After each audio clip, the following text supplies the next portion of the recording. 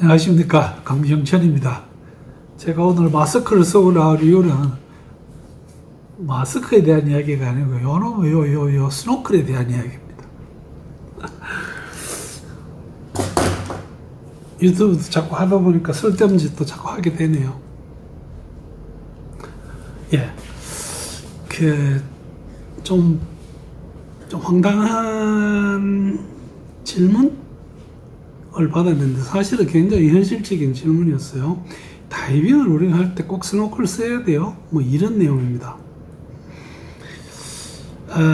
스노클링은 이 오픈 워터 다이버 과정에서의 어떤 교육 기준에 포함되어 있습니다. 그래서 뭐 거기에 해당되는 어떤 몇 가지 용어요. 그 다음에 우리가 스노클링 사용할 때 어떤 점에서 불편한지 한번 볼게요. 그래서 그 불편을 해소하기 위해서는 어떻게 할지. 그 다음에 이 수면에 있을 때, 우리가 다이빙 마치고 수면 상승에 있을 때 스노클링을 쓴다 안 쓴다, 이제 그 이야기가 사실은 다이빙 할 때보다 더 중요한 이야기인데, 과연 지금 여러분들은 어떻게 하고 계세요? 다이빙 할 때 반드시 스노클을 소지하고 다이빙 하시나요? 제가 알고 있는 프로페셔널 중에서는 우리 이현직 패디 강사님, 이분은 반드시 이 스노클을 가지고 마스크에 붙여서 그렇게 다이빙 하더라고요. 저는 지금 쓰지 않고 있습니다. 우선 이 교육할 때 모든 그 교육단체의 오픈워터 다이브 과정에서 필수 교육이고 필수 훈련입니다. 스노클링은요.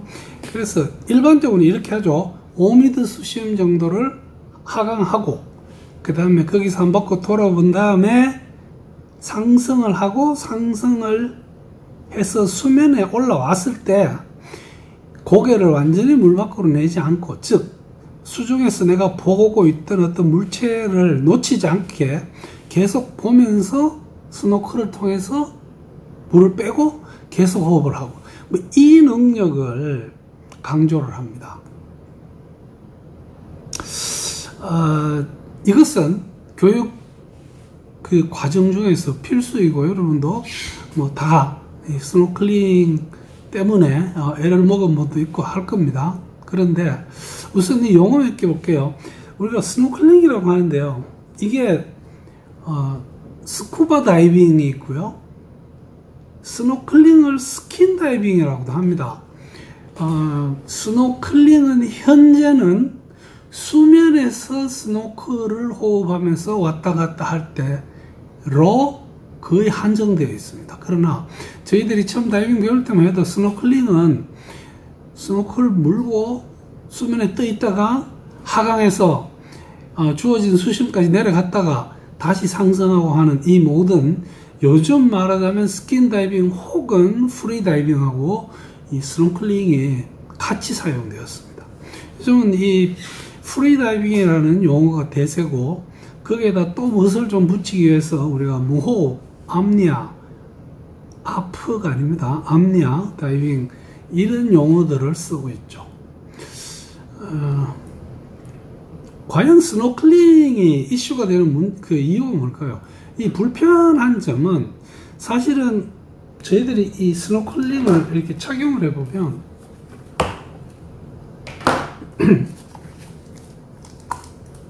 지금 여러분들이 볼 때 화면에는 이게 오른쪽으로 나올 수 있습니다. 이 카메라를 반대로 돌려서 찍기 때문에 그렇습니다. 이렇게 해서 이게 여기 와서 끄덕끄덕 하면서 이렇게 불편을 줄 수가 있습니다. 그러나 익숙해지면 괜찮죠? 과연 내가 스노클을 찾기 위해서 이렇게 하다 보면 자꾸만 이 인플레이트 자바라가 손에 닿습니다. 혹은 인플레이트 자바라를 내가 잡아 당기려고 하는데 스노클을 잡는 경우도 있죠. 그래서 이런 것들은 우리가 교육받고 훈련하실 때요, 스노클을 잡는 방법은 귀 위에 여기서 찾으면 되고요, 이 인플레이트 자바라는 어깨에서 찾아야 됩니다. 사실 이 왼손으로 하는 것보다 오른손으로 찾는 게 훨씬 쉽죠. 조류가 아주 심할 때는요, 스노클이 이렇게 상당히 거추장스러운 경우가 있습니다. 수중에서 내가 마스크와 스노클을 착용하고 있는데 조류가 심하면 이 조류가 마스크도 치지만 스노클을 쳐서 이게 뒤로 막 당겨가는 이런 게 좀 불편할 수도 있습니다. 그 다음 한 가지는 우리가 소아들 다이빙 요약할 때 한 7세, 8세, 뭐 10세 이렇게 된 아들은 사실 아직 덜 컸고 얼굴도 작습니다. 거기에다가 마스크에 스노클을 붙여보면 지금 나와 있는 스노클들은 대부분이 좀 무겁습니다. 그래가지고 이 스노클 무게 때문에 마스크가 이렇게 당겨 내려오는 경우가 있습니다. 이것도 좀 불편합니다. 그래서 과연 스쿠버 다이빙을 할 때 스노클링을 쓸 것인가 말 것인가는 지금 현재 굉장히 이렇게 건강한 논란이 이어지고 있죠. 자, 쓸 것인지 말 것인지 의견 차이가 분분합니다. 처음 다이빙 배울 때는 반드시 착용하라고 시킵니다. 이거 이유가 내가 수면에 올라왔는데 파도 치고 막 이렇게 바람 불고 이러면 사실 맨입으로 있기는 힘들고 호흡기를 물고 있자니 공기가 다 됐고 뭐 이런 경우들이 있을 수 있습니다. 그럴 때는 이 스노클이 사용이 될 수도 있는데 제 경험은 제가 사용하지 않게 된 경우 이 파도가 스노클을 치고 들어와서 제가 그 물을 먹고 나서는 다시는 이걸 쓰기 싫어졌습니다.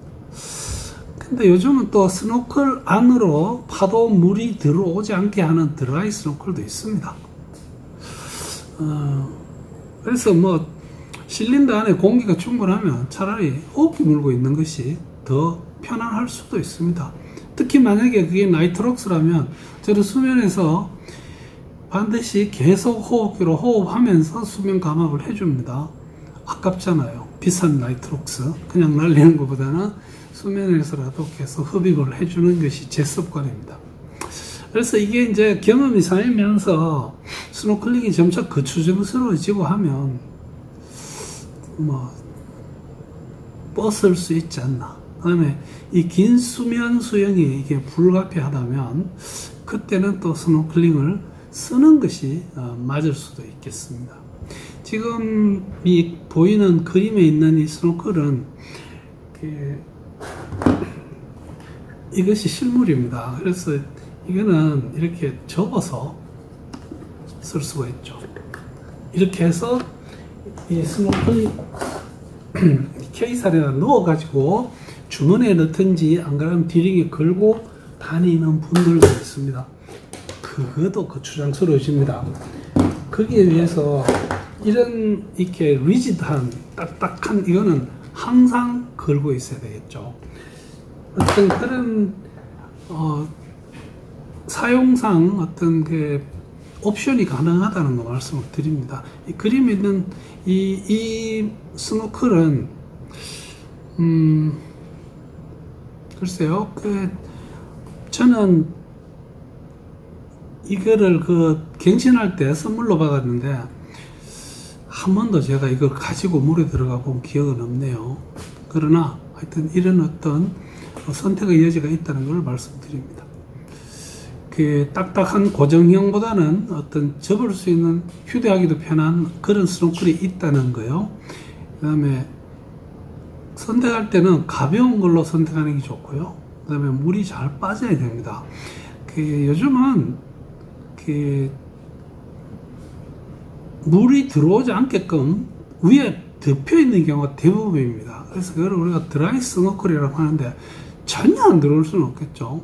그러나 위에 뚜껑 쪽에 이렇게 막아놔 가지고 파도 칠 때 물 들어오는 거는 막아줄 수 있습니다. 그래서 교육은 반드시 받지만 경험이 축적되면서 스노클이 없어질 수 있습니다. 지금 여러분들은 다이빙 하실 때 과연 스노클을 사용하시나요? 아까 제가 설명드렸던 그 스노클들 그림입니다. 그래서 우선 제 이야기부터 드리자면 저는 뭐 교육 받고 초창기에 다이빙 할 때 이 스노클이 생명선인 줄 알았습니다. 그래서 많이 사용했는데 이게 경험이 쌓이고 요즘은 어지간히 파도가 쳐도 저는 수면에서 마스크도 벗어버립니다. 마스크도 뒤로 돌리더니 목에 걸고, 그다음에 광선 공포가 심해가지고 이 선글라스를 소지해가 다니면서 수면에서 선글라스를 쓰고 있습니다. 문제는 파도가 많이 치고 해도 경험이 어느 정도 축적되면 그 파도와 내 핑킥을 적절히 좋아해서 크게 물먹지 않으면서 수면에서 버틸 수가 있습니다. 그러나 그 전에라면, 특히 초보 시절에는 수면에 올라왔을 때 꼭 스노클을 무는 습관을 일단은 키워놓는 게 맞지 않겠나. 그래서 교육은 받으시고 스노클링 실력은 갖추시되 나중에 다이빙 하면서 사용 여부는 본인의 경험이나 능력이나 뭐 여기에 따라서 여러분이 결정하시면 되겠습니다. 오늘 스노클 이야기 드렸는데요. 이거 제가 그 온 질문에 대한 그 내용을 영상에 넣는 것을 뺐네요. 우리 사랑하는 제자 강사분께서 참 오래된 사람인데 벌써 나이가 60이 다 됐네요. 근데 이런 분이 지금도 이런 의문을 가지고 저한테 질문을 주셨습니다. 그래서 답변이 됐기를 바랍니다. 시청해 주셔서 대단히 감사합니다.